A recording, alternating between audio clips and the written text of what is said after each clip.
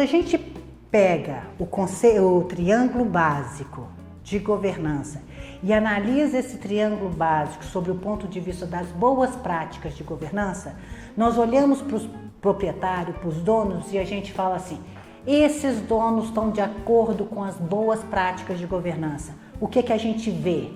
A gente mede, a gente percebe, a gente precisa perceber a coesão entre os acionistas. Empresa que tem acionistas brigando em função de alguma coisa, tá? Aí a empresa começa a esculhambação completa. A coesão dos acionistas é a coisa importante.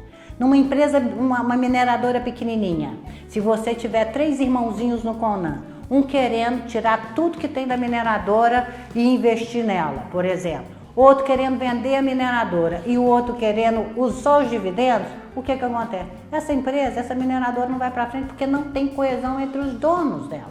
Então a coesão é a coisa mais importante sobre o ponto de vista de boas práticas, analisando a propriedade. Você olha um conselho consultivo ou um conselho de administração que é montado nessa estrutura e pergunta: isso está de acordo com as boas regras de governança? A gente vai medir o quê? A interação entre o conselho de administração.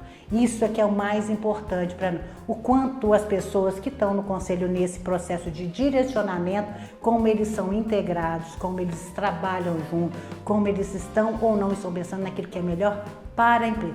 Porque, gente, o que a gente precisa entender é o seguinte: como é que é montado um conselho? O conselho é montado pelos acionistas. Cada acionista, dependendo da participação, ele vai colocar 2, 3 ou um conselheiro ali falando em nome dele. Só que na hora que o conselho tiver montado, na hora que ele monta, né? Cada hora, em uma tomada de decisão em colegiado que tem, cada conselheiro, e agora eu falo como conselheira de administração que sou, né? Eu tenho que pensar na hora que eu estou numa decisão, estou num conselho e vem uma pauta para mim analisar, eu tenho que estudar essa pauta antes dessa reunião, para que eu tenha tempo para tomar a minha decisão. Se eu sou conselheira, eu estou ali por a minha competência, por alguma coisa, né? E eu tenho que tomar a decisão pensando sempre naquilo que é melhor para a empresa.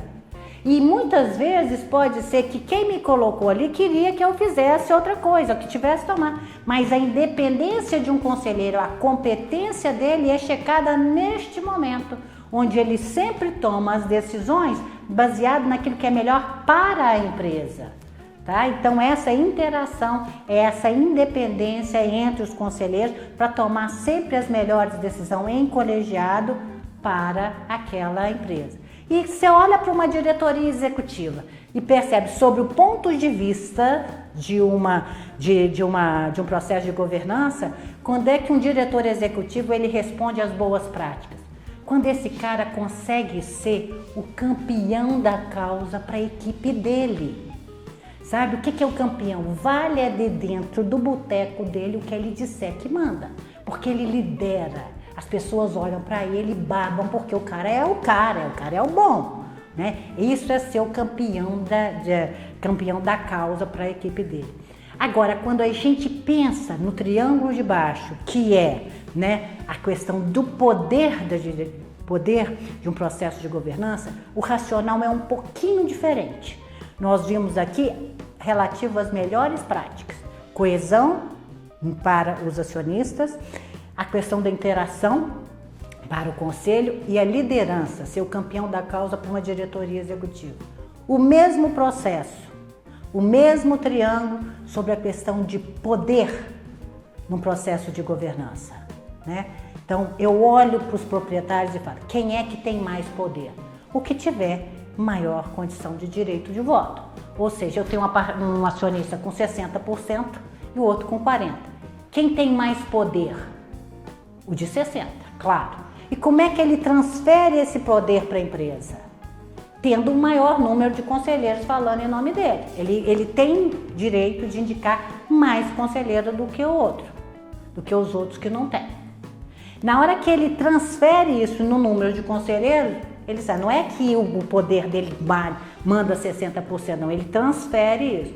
O colegiado é montado, o conselho é montado, o grupo é montado para que quando é colocado as pautas, todos pensem ali naquilo que é melhor na empresa.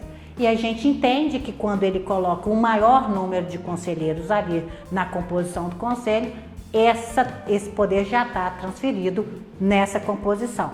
Você olha para um conselho de administração e analisa esse conselho, ele tem poder. Quando é que um conselho tem poder? Na época, quando ele tem pessoas competentes ali dentro. A primeira coisa que a gente faz para analisar a grau de maturidade de uma empresa ou a qualidade de um processo de governança de uma empresa, por exemplo, de capital aberto, você pega ali os relatórios dela e vai ver quem são os conselheiros dessa empresa, quem está direcionando, por onde eles passaram, qual que é a história de vida desse cara. Porque são 3 atributos hoje que são considerados para uma pessoa estar no conselho. Primeiro, o envolvimento construtivo.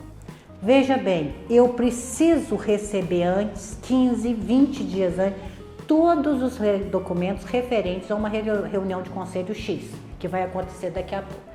Tenho que estudar aquilo e conselheiro, gente, se tiver dúvida, não entendeu alguma coisa, entra na empresa a hora que quiser e pergunta o que quiser. Ele só tem que avisar o CEO que está fazendo isso, porque é prerrogativa dele questionar, porque ele precisa ser diligente na tomada de decisão. Ele precisa saber, não entendeu uma coisa que veio no relatório, ele vai lá e pergunta, reúne com quem quiser, vê o que quiser, a hora que quiser, tá?